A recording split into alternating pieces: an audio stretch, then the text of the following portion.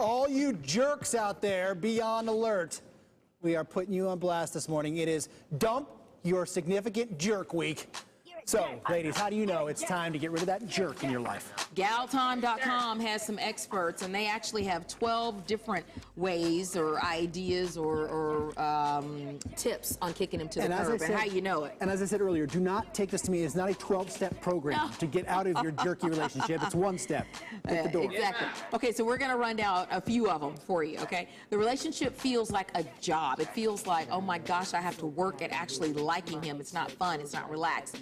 Then you need to kick him to the curb. When you imagine your future, you put your mind into that crystal ball. In 10 years, I'll be... And he's not even there. He's nowhere to be seen in that vision. Kick him to the curb. Kick him to the curb. You don't have much to say anymore. You're bored. It's like, wait, I'd rather be doing something else other than spending my time with you. Got to kick him. Here's another sign. When you were new in the relationship and you just couldn't help but get into the PDA. Right. Well, You're just all over him. Now the PDA's gone, and you couldn't. It's the last thing you'd want to do is do PDA. That could be another sign. Or even at home, in the privates of your own home, you don't want to. Private displays of affection. Exactly. Forget it. Saying I love you doesn't feel right. It's like, you know what I mean? I don't really feel it. It means you need to dump him. Okay, so Natasha commented on her thoughts when you should dump a significant jerk. When the thought of being around that person puts you in a negative mood, it's time to let them go.